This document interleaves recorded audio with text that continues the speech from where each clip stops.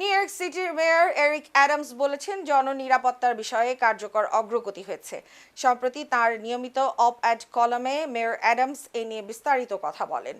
তিনি বলেন, প্রশাসন যখন দ্বিতীয় বছরে যাচ্ছে তখন গর্বের সঙ্গে বলতে হচ্ছে সমস্ত নিউ ইয়র্কবাসীর জন্য গুরুত্বপূর্ণ বিষয়ে জননিরাপত্তার প্রকৃত অগ্রগতি হয়েছে।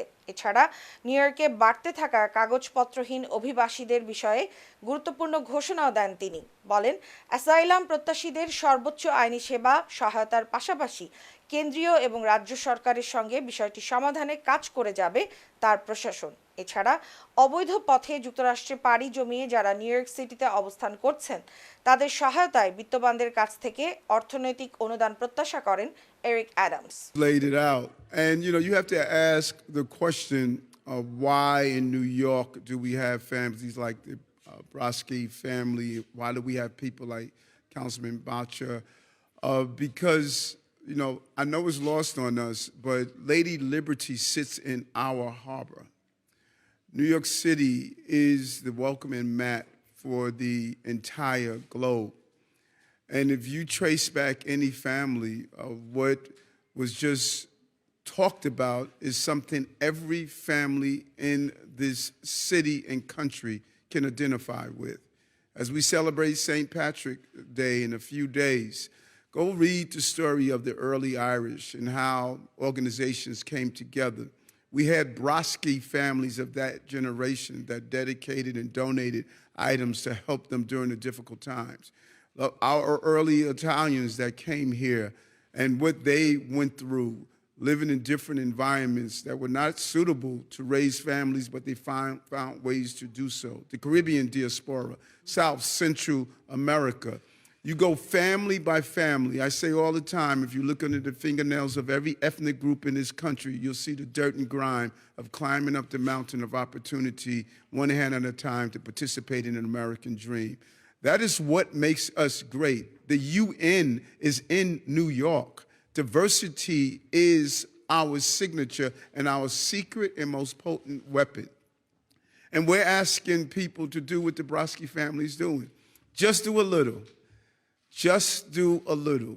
When you add those little things together, 2,500 books with 10 families also doing 2,500 books, go from 2,500 to 25,000. We have 8.5 million people in this city. If we just dedicate 1 hour a week or do one action, we will solve many of the problems that we are facing. And then if we just become just like our councilman, instead of saying, no, not here, we should be saying, yes, here. This is where we're going to make sure that we're the most benevolent part of the city. You have been amazing, Councilman. It has been a real challenge as we opened over 100 emergency shelters, 9 HERCs, over 50,000 people added onto the over 35,000 we had already in 1 year. We go across the country. No one is doing it like New York. No one. Not only are we meeting our moral and legal responsibility of making sure people have a place to sleep, we're making sure they have health care, their children are in school, we're making sure they get receiving mental health support, and we're around the clock. You see the deputy mayor on the subway system, inside the HERCs, visiting places 24 hours of the day because we know how important this is. As a woman whose family came from Trinidad, she knows what it is to come to a foreign soil and hope that you are received with the level of dignity and humanity that you deserve. This is all of our story.